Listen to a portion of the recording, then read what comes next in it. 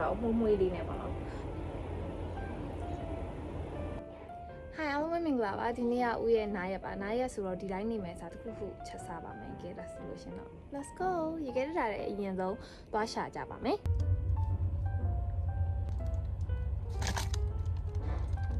ဦးဒီနေ့ရေခဲတက်တော့ဖွင့်ကြည့်လိုက်တော့ပေါ့နော်ဟိုနေ့စားမယ်ဒီနေ့စားမယ်နဲ့ကြံနေရဲ့အသီးရွက်တွေကအများကြီးမှအများကြီးပါပဲအဲ့တော့ဦးဒီအသီးရွက်တွေအများကြီးနဲ့ဆုံဆုံလင်းလင်းလေးတီးရွက်စုံပဲဟင်းလေးချက်စားတော့မှာပဲဖြစ်ပါတယ်ကဲဒီတော့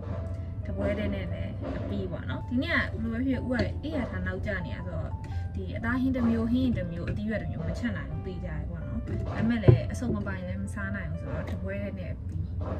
တီးစုံပဲဟင်းချက်ပါမယ်ကဲဒါဆိုရှင်တော့ let's go အမအောင်ဆုံးသမင်းတဲ့ပါမယ်ဒီနေ့ကနည်းနည်းမတဲ့ရသေးပါဘူးအေးရထားအရန်နောက်ကျနေတယ်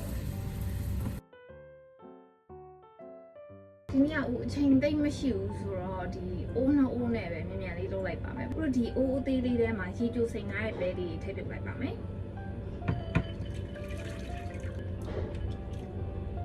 ပြီးတော့ဒီပဲလေးပြုတ်နေတော့မှပဲအာလူးရယ်ရွှေဖြုံသီးရယ်ကိုအခွန်လေးခွာပြီးတော့လှီးလိုက်ပါမယ်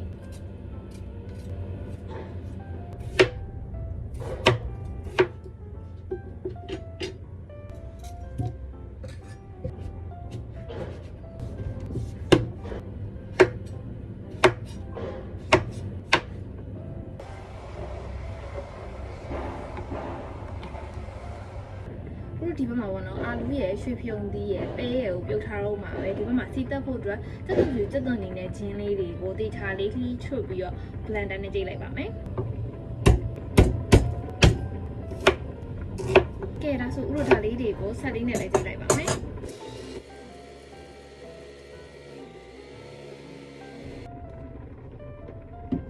ဥရောစီတက်ဖို့လည်းပြင်ဆင်ပြီးသွားပြီဆိုတော့ဒီဘက်မှာပေါ့နော်တီးစုံပဲဟင်းထဲမှာထည့်ဖို့အတွက်အသီးရွက်လေးတွေစပြီးလှီးချုပ်ပါမယ်။ကိုကဒီနေ့ကရေခဲတက်တာတွေမှာမစားဖြစ်တဲ့ဟာတွေများနေတော့ဒီအသီးရွက်ကိုပေါ့နော်စုံနာထက်ပို့ပြီးတော့ထည့်လိုက်တာပေါ့နော်။တကယ်လို့ကိုက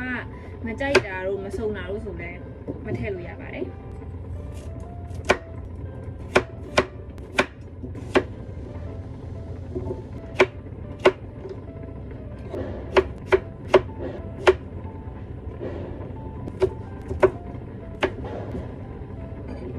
ဒီမှာပေါ့နော်စီတက်ဖို့တော့ခရမ်းကျင်ဒီလေးနည်းနည်းလေးခရမ်းကျင်ဒီလေးလည်းဦး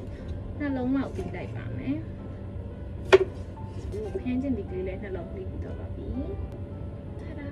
ဦးဒီရဲ့စင်မှာပေါ့နော်ဒီပြုတ်ထားတဲ့ပဲလေးတွေကိုလည်းမညက်တညက်လေးထောင်းလိုက်ပါမယ်တကယ်လို့ကိုကပဲကိုအစီးလိုက်စားရတာကြိုက်တယ်ဆိုလို့ရှိရင်မထောင်းလိုက်ရရပေါ့နော်အာလူနဲ့ရွှေဖြုံတီကိုကြောင့်စော့ရဦးကကိုလိုချင်တဲ့နေထားရောက်ပြီဆိုတော့ဖယ်ထားပြီးသွားပြီပေါ့နော်ဒီပြုတ်ထားတဲ့ပဲလေးတွေကိုပဲလုံးဝဲရုံလေးဦးဒီမှာထောင်းလိုက်ပါမယ်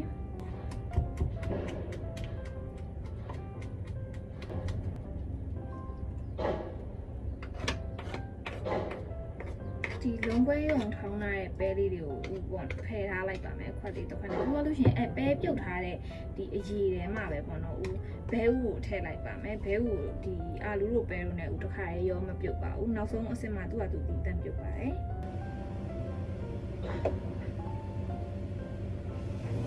ပရိုပစ္စည်းလေးတွေလည်းစုံပြီဆိုတော့ပထမအဆုံးတီးစုံပဲဟင်းစချက်ပါမယ်စီလေးထည့်လိုက်ပါမယ်ပရိုဒီမှာပေါ့နော်စီလေးလည်းပူလာပြီဆိုတော့အစ်စ်မှာစောစောကဒီ blender နဲ့ကြိတ်ထားတဲ့ကျက်သွန်ဖြူကျက်သွန်လေးနဲ့ကျင်းအောင်ထည့်လိုက်ပါမယ်ပရိုဒီမှာပေါ့နော်ကျက်သွန်ဖြူလေးတွေကစပြီးရောင်ပြောင်းလာပြီဆိုတော့အစ်စ်မှာတော့အနံ့အတွက်ဥကရဝေးရွက်လေး2ရွက်ထည့်လိုက်ပါမယ်ပြီးတော့ဥအယောင်အတွက်လည်းနွေမုံလေးနည်းငယ်ထည့်ပါမယ်ပြီးတော့ဦးတို့အယောင်တင်မုံထည့်ပါမယ်ဦးကကြောက်ဆက်ဆက်ကလေးစားနေကြဘူးဆိုတော့ဒီအယောင်တင်မုံကိုစပွဲတင်စွန်း2စွန်းစာလောက်ခန့်မှန်းပြီးထည့်လိုက်ပါမယ်အယောင်လေးပါရုံပဲဆိုရှော့ထည့်လို့ရပါတယ်နော်ဦးတို့ဒီရောက်ပေါ့နော်တီးစုံပဲဟင်းရဲ့အသက်မဆလာလေးနည်းနည်းထည့်ပါမယ်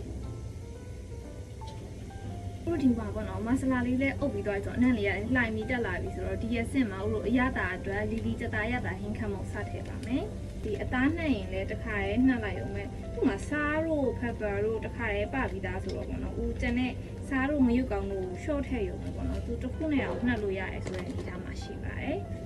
ဦးတို့ရတာအတွက်လီလီကြတာရတာဟင်းခတ်မုံလေးထည့်ပြီးသွားပြီဆိုတော့အစင်မှာတော့ဦးစားကိုနည်းနည်းလေးပဲထည့်လိုက်ပါမယ်ဦးပြောတဲ့အတိုင်းပဲလီလီမှာစားအစပါပြီးသားဆိုတော့လေ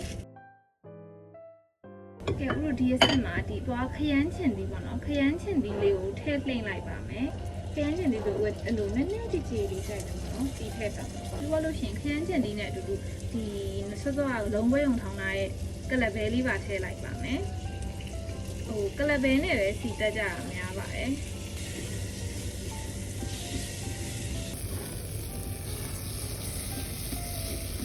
ဥတို့ဒီမှာပေါ့နော်ပဲရဲ့ခရမ်းချင်ဒီရဲ့ဥတို့စီတက်ပစ္စည်းလေးရဲ့ကိုနှစ်နာလေးလုံးပြီးတော့လုံးဝခရမ်းချင်ဒီလေးကလည်းနည်းနည်းပုံပြက်ပြီးတော့လုံးဝအနှစ်လေးလိုမျိုးဖြစ်သွားတဲ့အဆင့်မှာဥဆော့ဆော့ကဒီပြုတ်ထားတဲ့အာလူးရဲ့ရွှေဖြုံသီးရဲ့ထည့်ပါမယ်ဒီကောင်လေးကြာဦးနည်းနည်းနာလေးမလုံးတော့နော်ဖွားဖွားလေးပဲမှုေးလိုက်မယ်ကဲဒီအဆင့်မှာတော့ဥဆော့ဆော့ကလှိချွတ်ထားတဲ့အသီးရွက်ပေါ့နော်ရေခဲတက်တာရှင်းအသီးရွက်လေးတွေကိုထည့်လိုက်ပါမယ်ကဲဝင်လိုက်ပါမယ်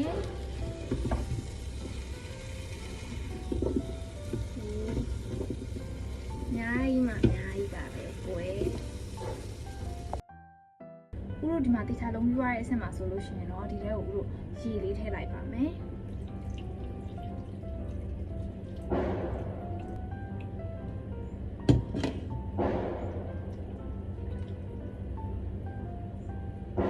မီးတော့မလို့ဥမာငါ6လေးလည်းရှိရငါ6လေးလည်းနည်းနည်းထည့်လိုက်တယ်ဒါပေမဲ့ဟိုတီးစုံပဲဟင်းမှာထည့်နေကြငါ6မျိုးစားတော့မဟုတ်ဒါပေမဲ့ငါ6ရှိတော့ရှိတယ်ငါ6လေးပါနည်းနည်းလေးလှီးထည့်လိုက်ပါမယ်လောလောဆယ်တော့ဒါလေးကိုခဏအဖုံးလေးချုပ်ထားလိုက်ပါမယ်ပြီးသွားလို့ရှိရင်ဥတို့ဒီတီးစုံပဲဟင်းထဲမှာထည့်ဖို့တော့ဆော့ဆော့ကပြုတ်ထားတဲ့ဘဲဥလေးတွေကိုဓားလေးနဲ့ပဲအရာပေးလိုက်ပါမယ်ဘာလို့လဲဆိုတော့ဟိုအလဲကချမ်းသာပါညာဆိုဘဲဥလေးပုံပြောက်သွားမှာဆိုလို့လေ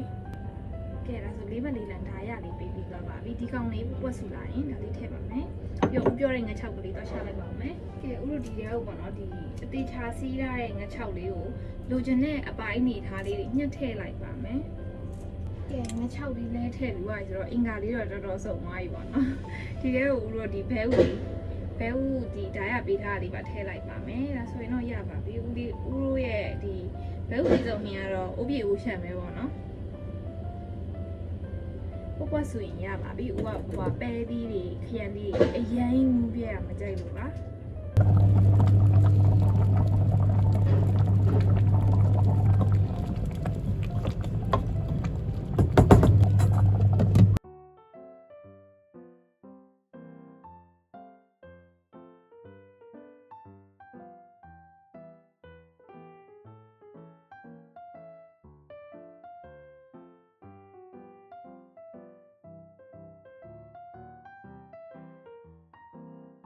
ဒါဆိုလို့ရှိရင်ဥဆဆာပါတော့မယ်ဒီနေ့ဥပေါ့နော်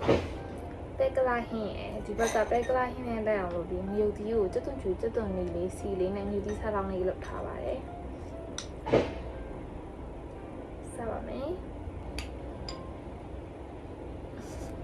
ပထမဦးဆုံးအာလူပါအာလူကြိုက်ပါတယ်ပြီးတော့ရွှေဖြုံသီးလည်းကြိုက်ပါတယ်ရွှေဖြုံသီးပဲသီးဟိုလာဦးစားပါမယ်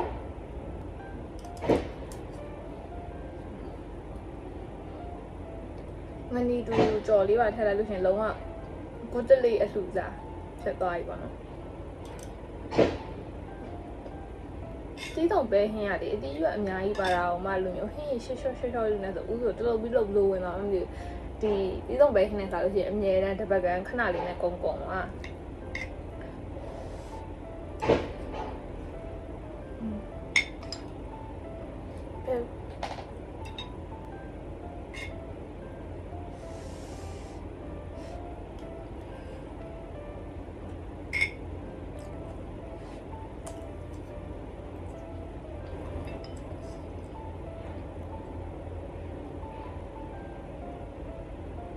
ပဲဟင်းဒီပြန်လေးနဲ့တောက်ပါမယ်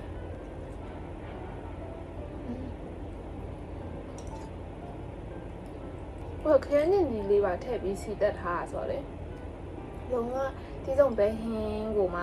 နည်းနည်းမဆိုးတလောက်ခရမ်းကျင်လေးရဲ့အချင်းလေးနည်းနည်းလေးပြင်ပါအရင်လည်းမယူတော်တော်လေးထပ်လို့တော့မှာမဆလာလည်းနည်းနည်းလေးအုပ်ထားအောင်မှုမွေးလေးနဲ့ပေါ့နော်